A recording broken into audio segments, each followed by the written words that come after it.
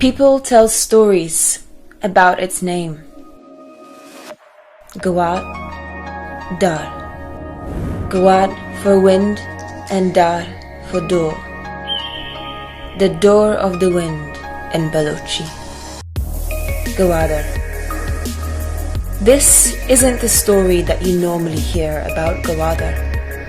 This is the story of the real door of the wind.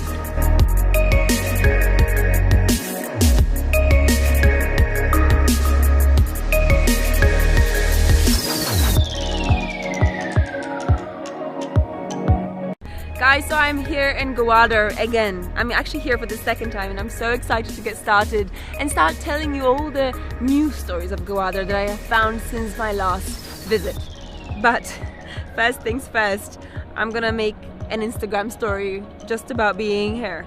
So I've got good data coverage here thanks to Jazz. Hi guys, I'm here in Gwadar finally. I'm so excited to be here again, and today I'll be showing you around the city with a slightly different, more authentic perspective than when I was here last time. So let's get started. Now let's go and upload this thing and then we'll be on our way to discover the local authentic flavors of Gwadar itself. Upload, upload, upload. In this vlog, I want to tell you 3 stories about Gwadar. 1 about a place, 1 about a tradition, and 1 about a young changemaker. So, let's get started with the first one.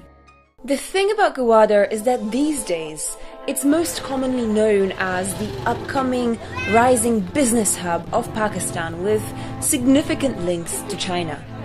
But it has its own soul too. And where better to find that soul than in a local market? I've just arrived at a local market here in Gwadar, and what I'm actually looking for is some local fabric, because I've been spotting women here and there all over the place who are wearing these incredible dresses, and I think I want in on some of that action. It's little observations like this that, to me, reveal the soul and the spirit of a city, that reveal a bit about its community, about its people, how they dress, what they love, what they use every day. But back to the dresses now. I'm just in the middle of this incredible shop that has all these typical Balochi fabrics and textiles. And so many things here are just, they look like they're handmade, hand embroidered, I'm not sure. But look at all these colors. It's just so beautiful. I think I want to get a dress made here. Yes, Pakistan is pretty well known internationally for some of its incredible fabrics and style and fashion, but Balochistan, not necessarily. So I myself was surprised to find out that this place has its own unique style and culture of dressing. The entire market was quite a revelation. In fact, I loved walking through it and just feeling the pulse of the city. But let's zoom out and talk about a tradition right here in the heart of Gwadar. A tradition that dates back centuries. Gwadar has always been a port city, connecting to the Gulf and to India and even further afield. And there is one place that still reminds you of these traditions, of ships, naval journeys, and far-flung places. I can pretty much guarantee that this is content you have never seen before on YouTube. We have come to one place that not many people have talked about here in Gwadar. No, this has nothing to do with business, this has nothing to do with CPEC. This is the shipyard of Gwadar, where men still make these old, beautifully painted wooden boats right here in the heart of Pakistan's future business district. I'm gonna go and see how these boats are actually made still today.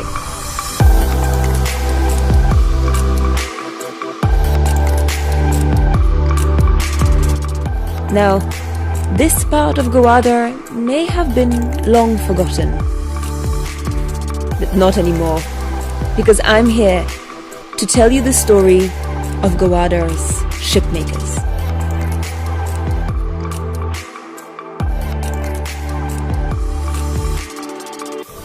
look at these planks and all the breaks in the middle between them. I mean, I feel like this is a boat in the making. It's not quite ready to be put on the water. This just shows you that these boats are actually made completely 100% by hand. This is not a factory. They don't have any heavy machinery here. So it's all handmade and hand carved by the very men who actually work here. I feel like we should go and speak to some of them, huh? Let's go.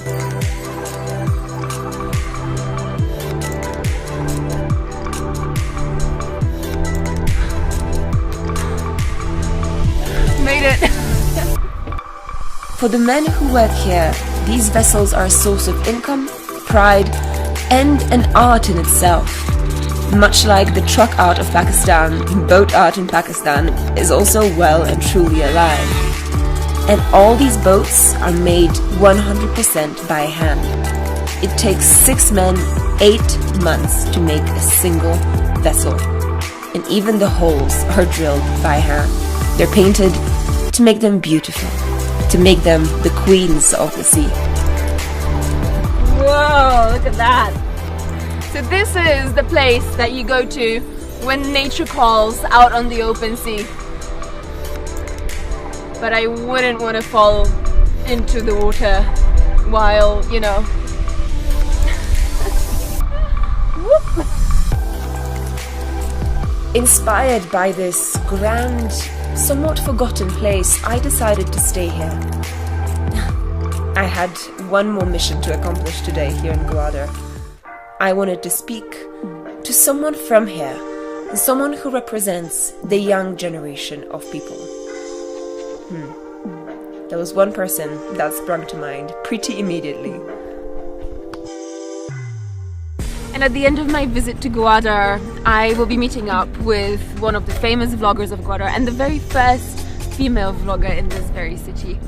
Now I'm sitting on a boat and waiting for her, and hopefully she'll come here very soon with some local fish and seafood. That's what she promised. So let's wait for Anita. As I soon found out, a boat in the middle of the sea is probably not the best kind of meeting place. It took us a little while to find each other, but eventually she arrived. She's just arrived. Hey Anita. Oh, thank you. It's very dramatic. Hello. Hey.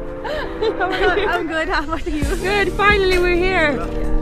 Wow, we have some food, we have the sunset, we have the boat, we have everything.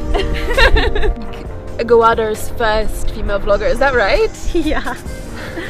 Actually, there is no other girl in the whole Makran for vlogging. Wow, okay. What gave you like the idea, the initial idea to do it? I used to watch many vloggers when I was in Dubai. For 2 years I was working there. So when I was bored, I used to watch vlogs. When I came back to Gwadar, I was really bored because I had nothing to do here. So I asked my father that I want to make a video about Gwadar or my life, and of course I knew that he will refuse. So I had to it took me 3 years. 3 years? Yeah, to convince my father. So after my 4th or 5th video, people they were calling me from news channel that they want to interview me. I was like, why? Because you are vlogging from Gwadar, and you are a Baloch girl. Yeah. It's very tough.